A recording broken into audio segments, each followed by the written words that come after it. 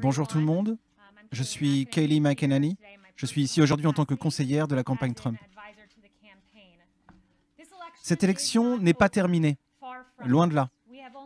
Nous n'avons fait que commencer à obtenir un décompte précis et honnête des votes. Nous nous battons pour les droits de tous les Américains qui veulent avoir foi et confiance, non seulement dans cette élection, mais aussi dans les nombreuses élections à venir. Il n'y a qu'un seul parti en Amérique qui s'oppose à l'identification des électeurs. Un seul parti en Amérique qui s'oppose à la vérification des signatures, de la citoyenneté, de la résidence, de l'éligibilité. Il n'y a qu'un seul parti en Amérique qui essaie de maintenir les observateurs hors de la salle de dépouillement. Et ce parti, mes amis, c'est le Parti démocrate. Vous ne prenez pas ces dispositions parce que vous voulez une élection honnête. Vous ne vous opposez pas à un audit du vote parce que vous voulez un décompte précis. Vous ne vous opposez pas à nos efforts de transparence et de tout mettre au grand jour parce que vous n'avez rien à cacher. Vous prenez ces résolutions parce que vous vous réjouissez de la fraude et du vote illégal. Notre position est claire. Nous voulons protéger le droit de vote du peuple américain. Nous voulons un décompte honnête, précis et légal. Nous voulons un maximum de lumière. Nous voulons un maximum de transparence. Nous voulons que chaque vote légal soit compté et nous voulons que chaque vote illégal soit écarté. Contrairement à nos adversaires, nous n'avons rien à cacher. L'intégrité de notre élection est importante. La Constitution des États-Unis est importante. Ce que nous avons vu dans tout le pays, c'est que les responsables démocrates essaient systématiquement de contourner la Constitution pour faire pencher la balance électorale en leur faveur. Comme l'a écrit le juge Gorsuch dans l'affaire du DNC contre le Wisconsin State Legislature, notre effort pour faire respecter la Constitution est mis à l'épreuve par des temps difficiles et non par des temps faciles. Les changements de dernière minute apportés à des règles électorales de longue date risquent également d'entraîner d'autres problèmes, provoquant la confusion et le chaos et érodant la confiance du public dans les résultats électoraux. La Pennsylvanie est un cas d'école à cet égard. Permettez-moi de passer en revue 3 points qui se sont produits en Pennsylvanie. Premièrement, à Philadelphie, les observateurs des sondages qui sont légalement autorisés à être là et à observer le décompte des votes ont été empêchés d'observer le décompte. Nos observateurs ont été placés derrière des barricades dans une salle immense. Ils se trouvaient à plusieurs mètres du processus de comptage et en fait, lorsque vous regardez toutes les tables, à plusieurs centaines de mètres des tables situées tout au fond. Ils étaient complètement dans le noir, complètement incapables de superviser le décompte des votes comme ils en avaient le droit. Un observateur sur place l'a décrit ainsi. Imaginez être sur un terrain de football. Vous êtes sur la ligne des 10 yards et vous devez faire un appel dans la zone du but de l'autre côté du terrain. C'est inacceptable. Un tribunal intermédiaire s'est prononcé en faveur de la campagne, en faveur de la transparence, en permettant aux observateurs du scrutin d'observer le décompte. Mais qu'a fait la Cour suprême démocrate de Pennsylvanie? Elle a prononcé un sursis administratif qui a eu pour effet de repousser nos observateurs et de leur refuser l'accès qu'ils méritent pour assister au décompte. Posez-vous la question suivante. Que cachent les démocrates de Pennsylvanie? Pourquoi les observateurs ne peuvent-ils pas simplement observer le décompte? Deuxièmement, l'article 1, section 4 de la Constitution des États-Unis stipule clairement que le moment, le lieu et les modalités de l'élection des sénateurs et des représentants sont prescrits dans chaque État par le corps législatif de celui-ci. C'est vrai. Le corps législatif de l'État est constitutionnellement celui qui prend la décision. Mais la Cour suprême du Commonwealth de Pennsylvanie, Katie Boockvar, de la Cour suprême de Pennsylvanie, à majorité démocrate, ont continuellement ignoré la Constitution, prenant des décisions qui sont clairement du ressort du corps législatif de Pennsylvanie. En fait, il y a peut-être une raison pour laquelle la secrétaire d'État Boockvar continue de substituer sa volonté à celle du législateur, de manière totalement inconstitutionnelle. C'est peut-être parce qu'elle a un motif. En fait, elle a montré ses haines partisanes en tweetant cela, je cite, « Utiliser le titre de « président » avant le mot « Trump » abaisse vraiment le poste à la présidence. » On peut voir où se situent ses motivations. Et enfin, un simple examen des faits montre que les électeurs des comtés bleus, comme le comté de Philadelphie, ont bénéficié de certains privilèges que les électeurs des comtés rouges n'ont pas eus. La clause de protection égale de la Constitution exige des normes uniformes. Mais les responsables électoraux démocrates ont créé des disparités en fonction de l'endroit où les citoyens vivent et où ils votent dans l'État. Certains comtés ont mis en place des bureaux satellites pour le vote anticipé par des moyens détournés, alors que d'autres ne l'ont pas fait. Certains comtés ont autorisé le démarchage préalable là où d'autres ne l'ont pas fait. Les électeurs de certains comtés ont été autorisés à traiter leurs bulletins de vote, alors que ceux d'autres comtés ne l'ont pas fait. Ce que la Pennsylvanie a fait est une étude de cas sur la manière de faire pencher la balance d'une élection pour favoriser fonctionnellement le Parti démocrate. Cela s'est passé à l'échelle nationale. Et je vous laisse avec ceci. Dans l'affaire du DNC contre le Wisconsin State Legislature, dans une autre tentative de comptage des bulletins de vote tardifs, arrivée après l'élection, le juge Gorsuch a écrit « Rien dans notre droit fondateur n'envisage le type d'intervention judiciaire qui a eu lieu ici, pas plus qu'il n'y ait de précédent en 230 ans de décision de la Cour. » Et il a poursuivi en disant « Personne ne doute que la conduite d'une élection nationale dans un contexte de pandémie pose de sérieux problèmes. Mais rien de tout cela ne signifie que des juges individuels peuvent improviser avec leurs propres règles électorales à la place de celles que les représentants du peuple ont adoptées. Ils ont pris une pandémie mondiale et l'ont transformée en une épidémie électorale à l'échelle nationale. Ils ont pris, sur la base de ce qu'ils appellent une catastrophe naturelle, ils ont utilisé cela et l'ont transformé en une catastrophe nationale. Et sur ce, je vais céder la parole à Matt Morgan, avocat général de la campagne.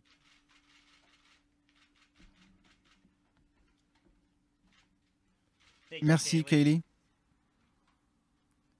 Comme l'a déclaré Kayleigh, l'élection n'est pas terminée. Le dépouillement et le démarchage se poursuivent encore aujourd'hui à travers les États-Unis. Et aujourd'hui, devant la Cour du district des États-Unis, pour le district de Pennsylvanie, le président Donald J. Trump et 2 électeurs représentatifs ont intenté un procès au secrétaire d'État et à certains comtés, en invoquant 2 choses. Premièrement, une violation de l'égalité d'accès fondée sur un manque d'observation et de transparence significative, en particulier dans les comtés contrôlés par les démocrates. Et deuxièmement, une violation de l'égalité de protection, fondée sur un traitement disparate entre les électeurs républicains et les électeurs démocrates. Qu'est-ce que cela signifie en termes simples? Ce que ça signifie pour vous tous, cela signifie que si vous êtes démocrate à Philadelphie, vous êtes autorisé à travailler en dehors des limites des restrictions relatives à la réparation des bulletins défectueux, ce que l'on appelle parfois la guérison. Mais si vous êtes né dans des comtés républicains de l'État de Pennsylvanie, vous n'êtes pas autorisé à le faire parce qu'ils suivent strictement le texte de la loi en Pennsylvanie.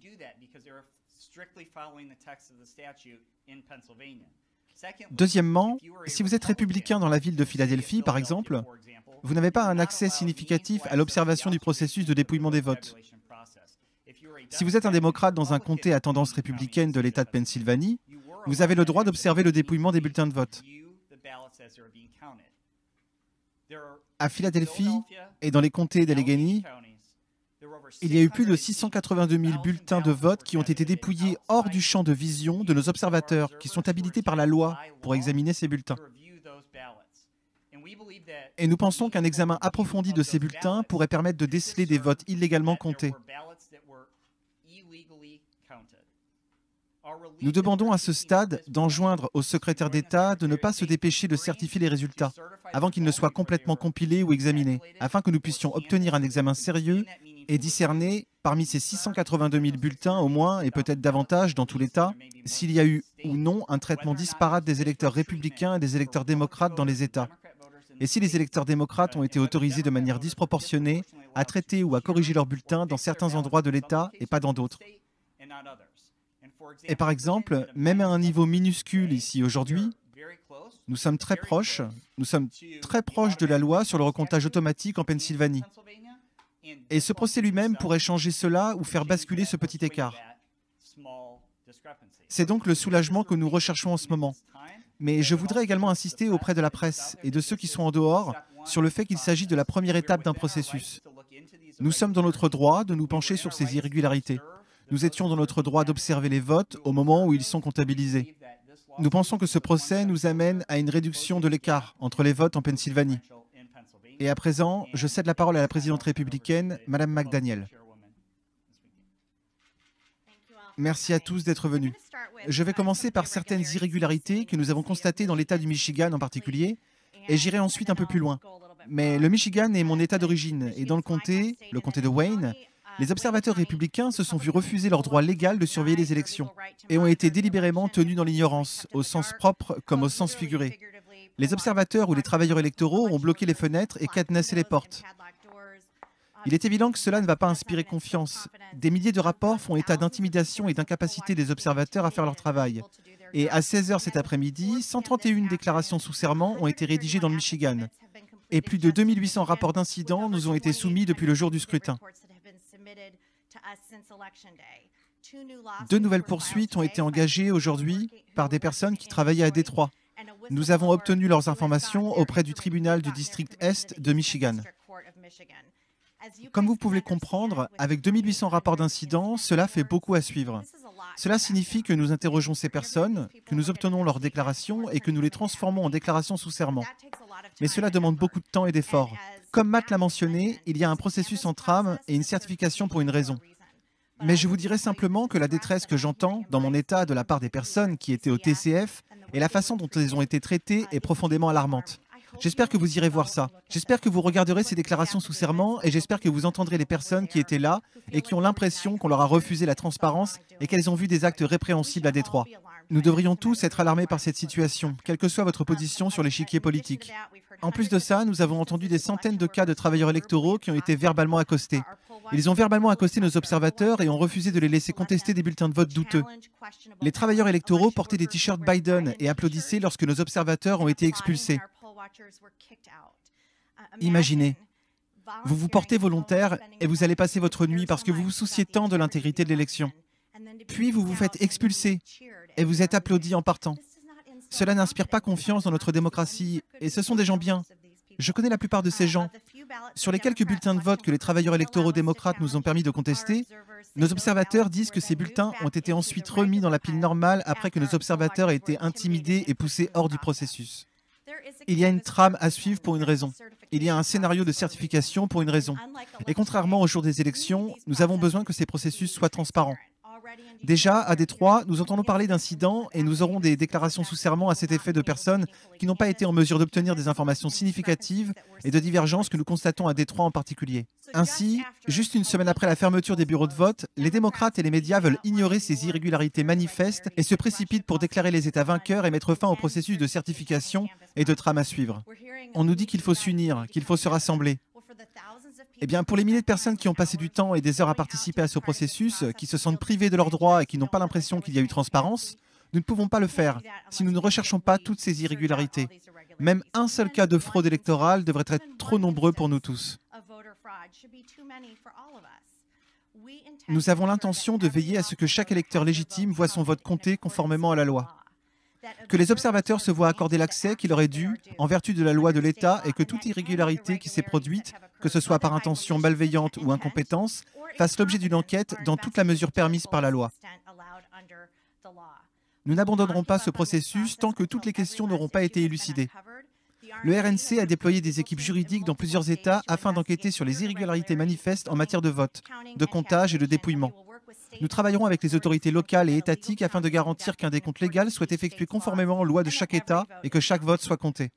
Et si la situation était inversée, si elle était aussi proche dans l'autre sens, si le président Trump était en tête dans tous ces États, les médias seraient en train d'hurler.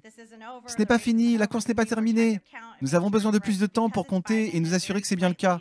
Mais comme Biden a une très légère avance, les médias exigent que la course soit terminée et qu'il n'y ait rien à voir ici. Le peuple américain doit avoir confiance dans ces élections. Il y a plus de 150 millions d'Américains qui ont voté lors de cette élection et ils méritent de savoir que leur vote a été compté avec exactitude. À l'heure actuelle, et je peux le dire en entendant des appels et en écoutant les gens de tout le pays, ils n'ont pas confiance dans ce qui s'est passé. Je demande donc aux médias d'interviewer ces personnes. Parlez à ces personnes. Ne vous contentez pas de rejeter ces allégations, ces irrégularités. Faites des recherches, parce que c'est un problème lorsque les gens ne peuvent pas regarder en toute transparence le décompte des voix, ce qu'ils sont légalement autorisés à faire. Cela crée des divisions dans notre pays. Les républicains et les démocrates devraient être autorisés à observer ce processus. Et dans ce cas-ci, ce sont les républicains qui n'ont pas été autorisés à le faire. Nous continuerons à nous battre. Le président Trump continuera à se battre pour nous et nous continuerons à nous battre pour lui. Visitez le site gop.com pour faire un don et si vous voyez des signes d'irrégularité dans le vote, appelez le 888 503 35 26. Merci. Je vais répondre à quelques questions, oui.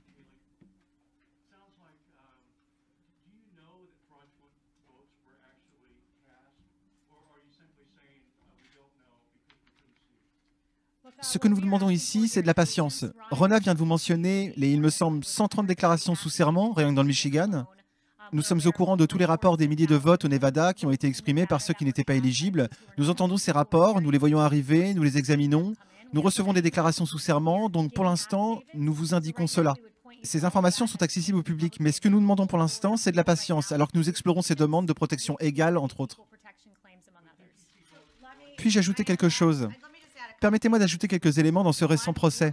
Premièrement, nous avons un lanceur d'alerte dont j'ai parlé en début de semaine, qui était à Détroit en tant qu'employé électoral et non en tant qu'observateur républicain, et qui, sous serment, dit qu'on lui a dit d'antidater les bulletins de vote, que leur superviseur était venu, c'était le 4 novembre, des bulletins de vote sont arrivés sans date, et il leur avait dit d'antidater les bulletins de vote au 2 ou au 3 novembre pour qu'ils puissent être comptés.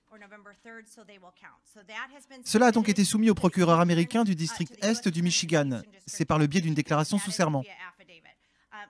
Si vous regardez le récent procès, et Mike Reed peut vous obtenir des informations sur ce procès, laissez-moi vous en faire part. Un employé de la ville de Détroit a travaillé dans un bureau de vote pendant les 3 semaines précédant l'élection.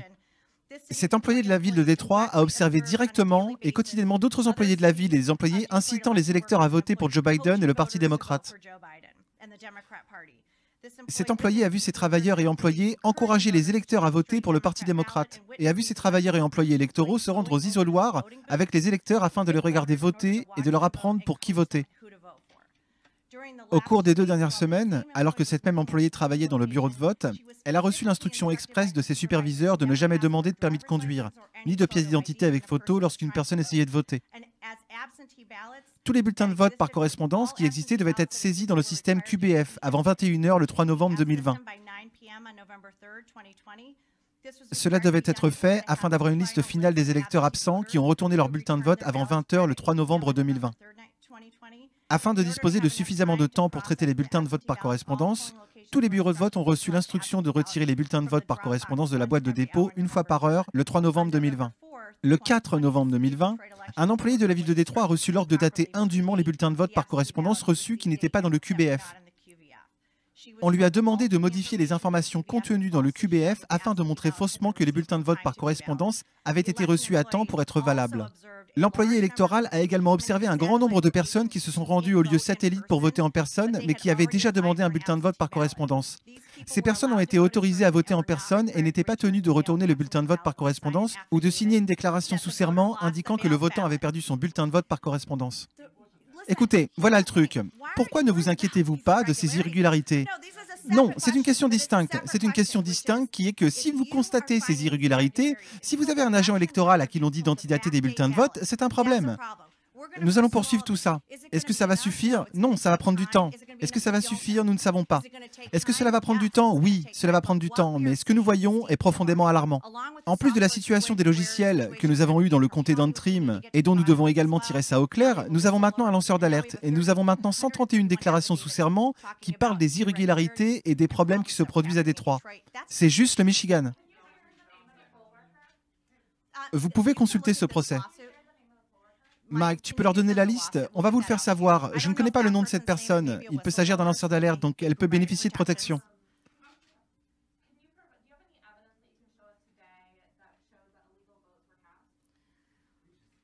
Eh bien, je viens juste d'en parler. Avec quelqu'un qui antidate des bulletins de vote, c'est ce qu'on appelle illégal. Si vous changez la date d'un bulletin de vote, un agent électoral, un lanceur d'alerte, nous devons obtenir une assignation à comparaître et nous devons obtenir ces informations. Mais cela va faire l'objet d'une enquête. Mais on a dit à quelqu'un qu'il fallait antidater des bulletins de vote pour les rendre légaux. Des bulletins qui étaient illégaux selon la loi.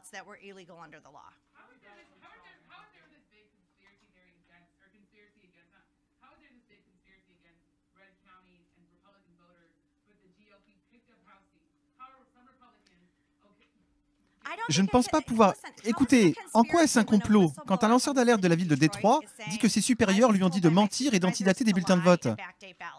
C'est quelqu'un qui est protégé par la loi, il n'y a pas de complot.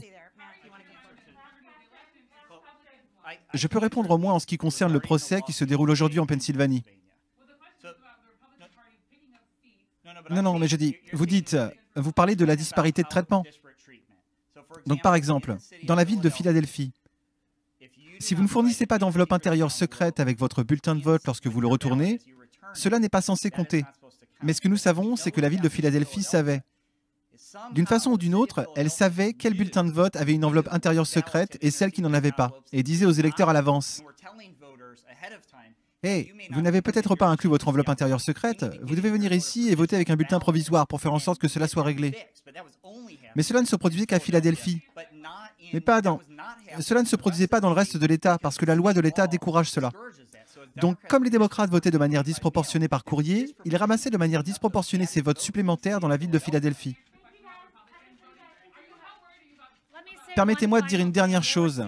Il y a eu 682 479 bulletins de vote comptés à Philadelphie, dans le comté d'Allegheny, qu'aucun observateur du scrutin n'a été autorisé à regarder. C'est le travail des médias de poser la question du pourquoi. Car tout ce que nous demandons ici, c'est la vérité, la transparence et que tout soit au grand jour. C'est tout ce que nous demandons, et malheureusement, nous posons les questions que beaucoup d'entre vous devraient poser. N'oublie pas de t'abonner à ma chaîne YouTube, mais aussi et surtout à ma chaîne Odyssée, car tu pourras y trouver toutes mes vidéos, y compris celles censurées, celles que YouTube ne veut pas que tu vois. Tu peux me suivre sur les réseaux sociaux tels que Telegram, Parler ou Twitter. Je remercie chaleureusement tous mes soutiens. Vous pouvez le faire via PayPal ou Tipeee, le lien est dans la description. Et pour finir, partagez ces informations importantes. Vous ne les trouverez pas dans nos médias nationaux corrompus. Prenez soin de vous, à très bientôt.